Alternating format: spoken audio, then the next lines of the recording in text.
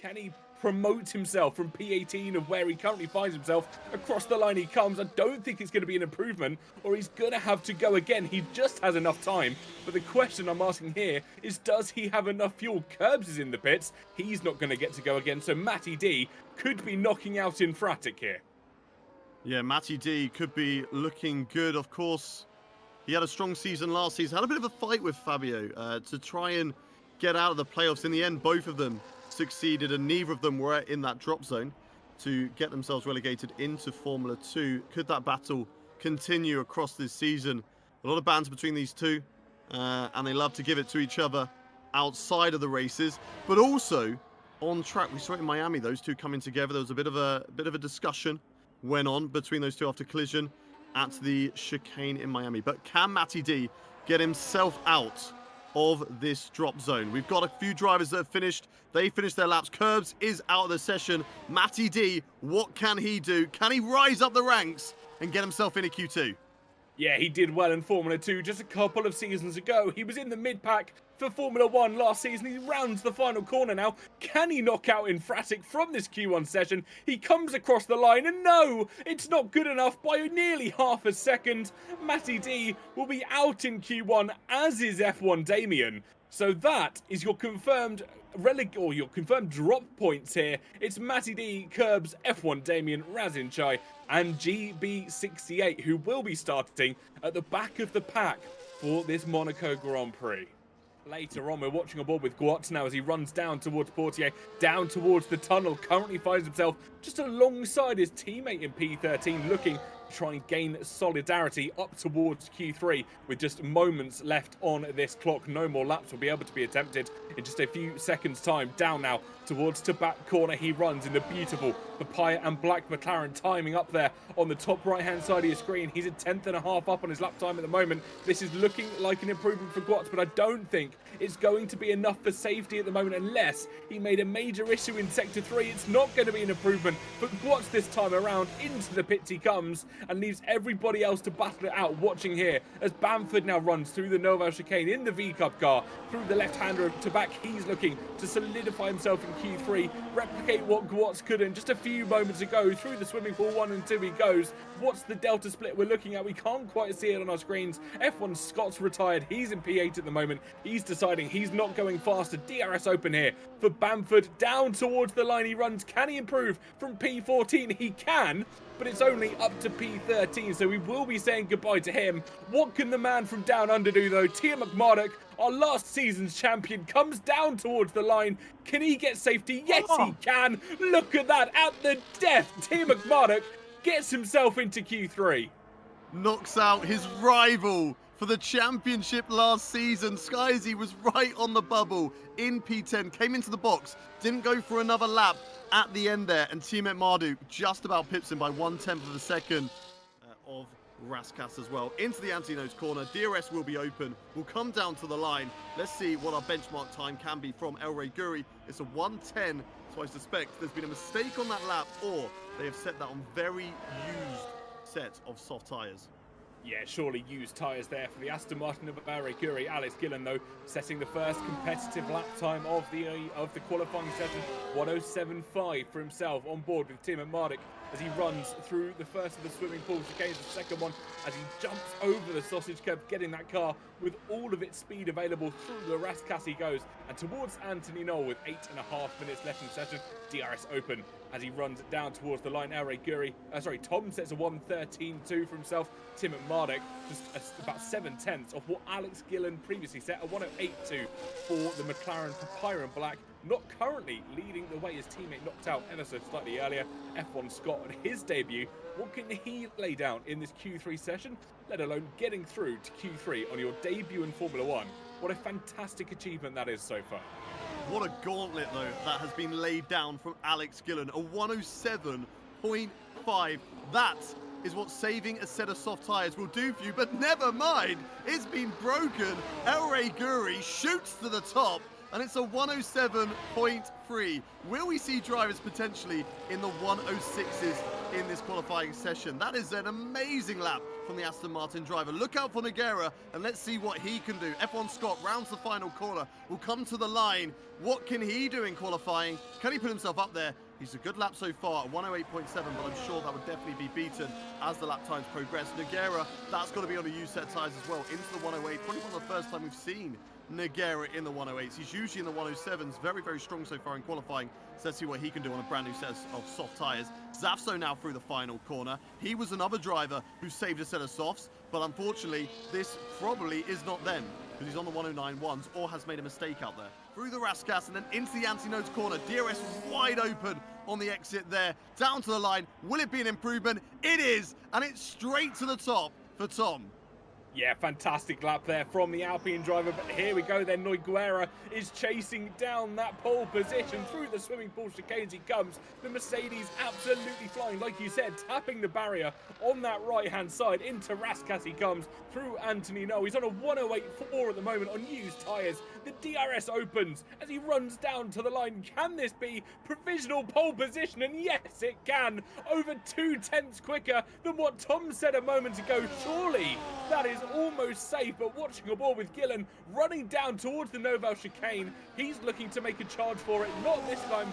It looks like he's backed off. Timo Mardik through the swimming pool chicanes he goes, using every bit of track available that he has towards Raskas. He's looking to get his name on the top spot. Minute to go in this Q3 session. The man from down under, what can he do as he comes across the line? Is it going to be to the top? No, it's not. It doesn't look like an improvement. Yeah, but it's a strong lap though, 107.5, very close to Alex Gillen. I think Gillen just got caught up with a bit of traffic there. Zafso on a brand new set of soft tyres. What can he do? A Season 1 champion, 2 podiums last time in Season 6, will come down to the line. It will be an improvement. No, it's not. Must have invalidated on that lap. He's going to go for this one. One last lap and just tapping the barriers. And that is the difference we're seeing out there between the top drivers and the drivers who are maybe in the 108s, edge of the 107s like Tim Mardu. We saw it out the swim pool. He stayed far clear from the barrier on the exit of that corner, whereas a lot of drivers are slamming. There's Perya. He's not going nowhere near that barrier, but you need to hit it to find time. It's a weird way to drive these cars, but you've got to do it, otherwise you're going to lose out to your rival. Perya down to the line. Can he improve? No, he can't. It's a 107.6. It's still P6 for him. Mr. Dale crossed the line, invalidated. No time. We'll start P10. Yeah, unfortunate there for Dale. That's the risk you have when you're leaving it so late in the Q3 session. He didn't quite get the run that he would have wanted. Invalidate Meraki, though, over that sausage curb. Didn't look too comfortable. The car got rather unsettled as he runs up to Anthony Noel for the final time in this qualifying session. DRS opens for himself. Down towards the line he runs. Can he improve on P7? Yes, he can. It's P4 at the moment for the Williams driver. Next up will be Safso in the Williams. An earlier run didn't quite go his way towards the line this time, though. Can he improve up to P3? Yes, he can. And it will be the Haas of Alex Gillen just behind him, nicking P3 from him, I think. Was that my Origuri up there into P2? 1,000th of a second. 1,000th of a second between those two. That's incredible stuff. Nogueira is still on his lap though. He's currently on provisional pole position. I don't think he needs to complete it. And he doesn't. He comes back into the pit lane. Incredible stuff. Our first qualifying session separated by 1,000th of a second. Unless Perya can do anything, he cannot. He comes into the box. Wow. That was absolutely incredible. I said we were going to have a new race winner today. I think we might just have it. And it will be a battle between these two great drivers, Nogueira and El Rey Guri. But we've seen it time and time again. These drivers are great in qualifying, but seem to trip up in the race. Can they break that curse and finish on the top step?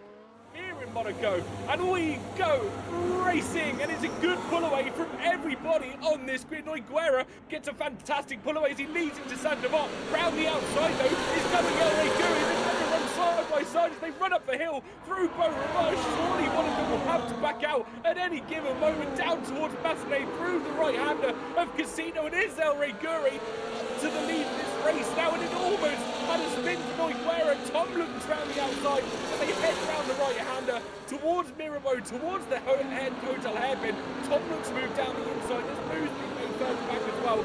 Berger and Mr. Dale having a little bit of a scrap. Both kick salvers going side by side, but Nogueira holds on to P2 for the time being at the front of this race. El Rey Guri, but it's still down on his Mercedes team friend, further sliding back. My words aren't working for me at the moment. Hayden, what an opening lap we've just seen. Half a second just separates those two. Speaking of half a second, the kicks out as we saw briefly in a moment. Sato, it's all gone wrong for him. Surely through the Noval chicane and into the wall. He is there. The man who's our Season 1 champion is into the wall and is out on lap 4. Maybe even try and go to the end from here. We saw it in real life. The drivers could take the hard tyres from lap 3 all the way to the end as Perya has mistimed the jump on the safety car restart and has got himself a drive-through penalty. That is going to be a kick in the teeth. Of our race leader. 7 seconds is the delta. Alex Gillen, I thought, going to stick a wheel up just like Hulkenberg did at the weekend as they go around the left-hander of Massenet. Still side by side on the run down to Moribo. They're still side by side through the right-hander. Alex Gillen surely has the advantage here. Tom got a little bit squeezed into the wall. He goes, and Alex Gillen is up to P2. You can't overtake in Monaco, can you? Alex Gillen proving everybody wrong there as a safety car has been deployed in this race. Bamford has got a 10-second penalty for a severe collision with Perya, the two teammates colliding. I will go find out and see what happened between those two guys, but Bamford, trying to do his best Austin Powers impression as the safety car's coming through, just about survived getting wiped out by the safety car then.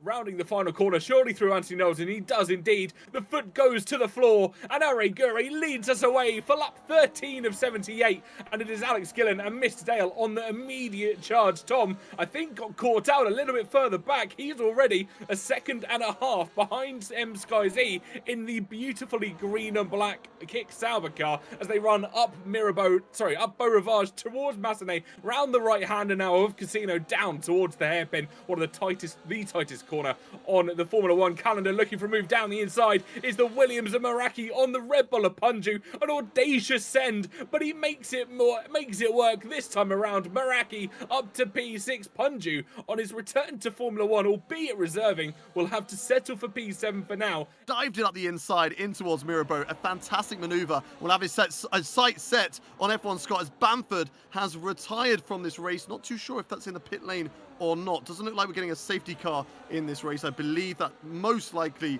is going to be in the pit lane. He was running with that rear wing damage. Probably did a couple of laps and realised, unfortunately, this is not going to work out. Razzing up the inside into the back. This time on F1 Scott, contact between the two of them. Scott not wanting to give up on that, and he'll be hoping he gets away with no front wing damage. And it is F1 Damien that's holding on to it. But into the box comes Elray Guri, unable to benefit like those other drivers with a safety car pit stop, and is now going to have to push hard and find his way through the traffic. Has he found a good gap, a good place to come out to avoid the bunch? Because you do not want to get stuck behind P10. He needs to come out ahead of F1 Damien, and I think he's going to do just that. He's clear, in fact, ahead of M Sky Z, which we know, of course, those two have come to blows quite a bit this season. But, of course, Sky Z will have his tyres up to temperature. Elray Guri is going to need to go through that cycle as Infratic has a look up the inside into turn 1. Can't pull it off.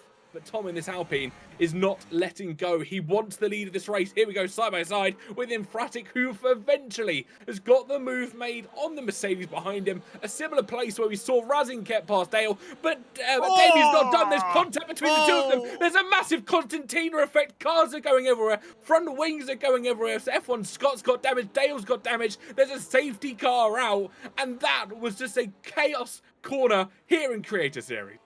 That's the question. Old tyres, Elray, of course, on slightly younger tyres, but not completely as young as Alex Gillen further back. Tom is going to wait us till the line. Look at some drivers speeding up further back. That will catch them out, but Tom does decide to launch right at the finish line on the run down to Sat Devote. It looks like the McLaren, rather, of Tim and Mardik trying to dive down the inside of Meraki. A little bit of contact between the two as they run up Beau Rivage now for the 37th time in this Grand Prix. Tim and Mardik will have to wait behind the Williams. He's be itching at the bit to try and get that move done, but for now it's not going to happen. Mr. Dale's dropped down a position. Watts has got up to P13. GB68's got past curbs further back.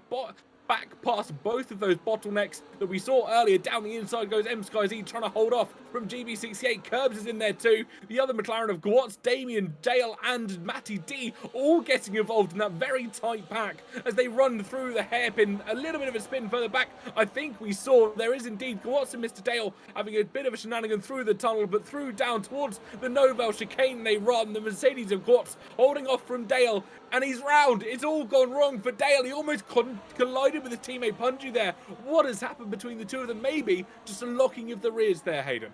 F1 Scott and Persia going side by side through the tunnel here, down toward the Novel chicane. I think they're still going to be side by side when they come out. They are indeed. Persia has the inside line. They're not going to be able to fit too wide through there, but somehow they have done it. Contact between the two of them. Scott's round. There was contact on the rear of that Kick Sauber car. How have they managed to make it through with minimal damage between the two of them? But that's really going to hamper Persia's race. But not only that, I think someone else got caught up further back as well. I believe that to be Punju.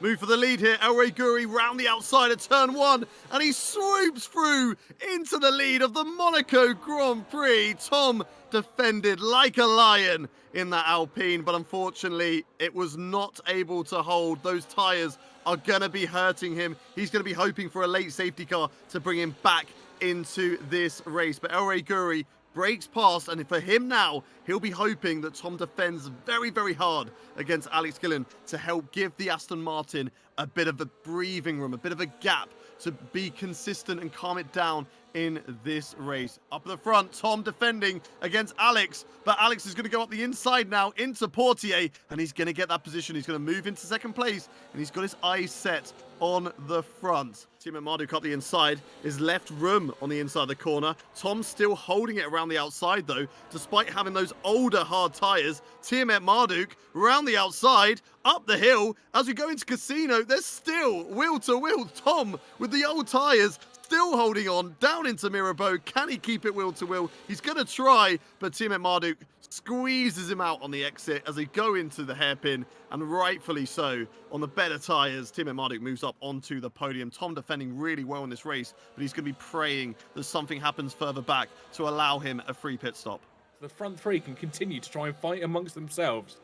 He's also picked up a 3-second time penalty. Razin a little bit too desperate up the inside on Nogueira, as Nogueira was having a look, and they're all piling up. He's actually held up his own teammate, who's reset to track.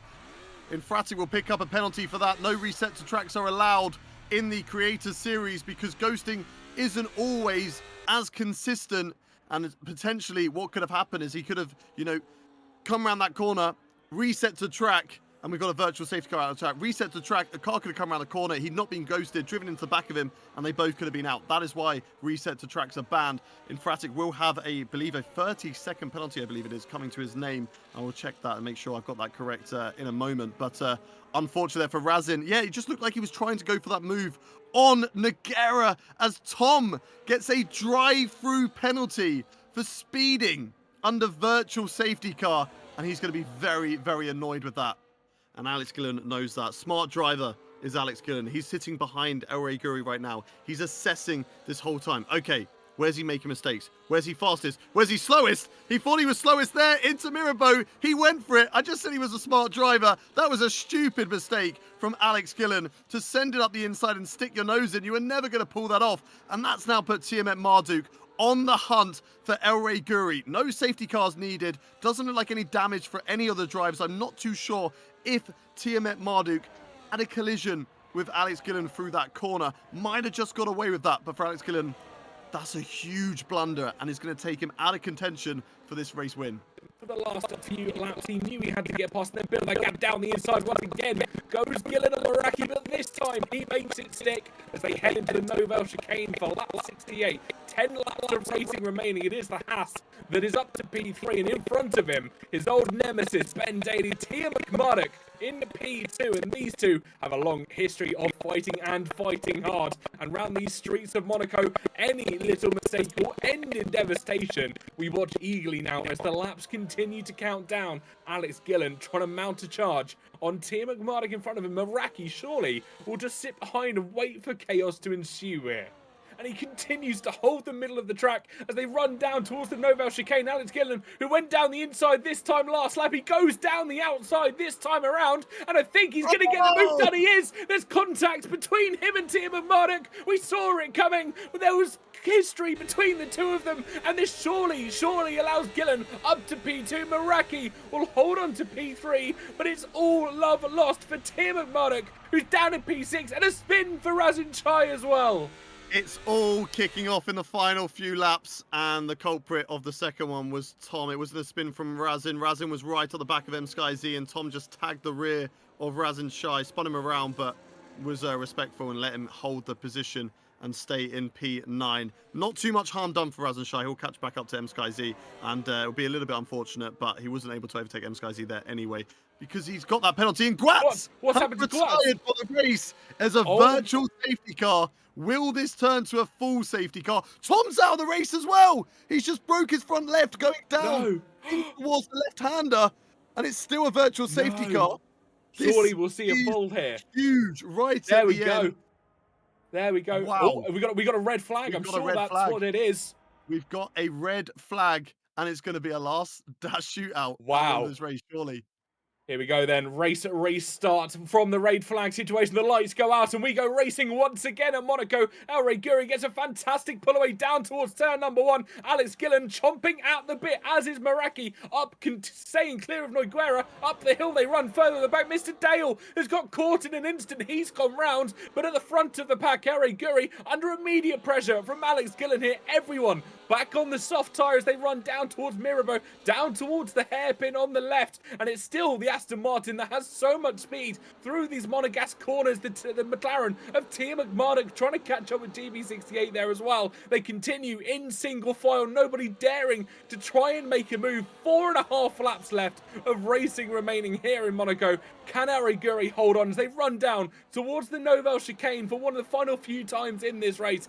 Alex Gillen has been gifted a fantastic possibility of getting his first ever race win here in Monaco. Down towards the final few corners, through the swimming pool they go, and it's still the Haas chasing through the Aston Martin, but it all went wrong for Mr. Dale at the start. He was caught up in an instant at the back, and that Red Bull really not too happy.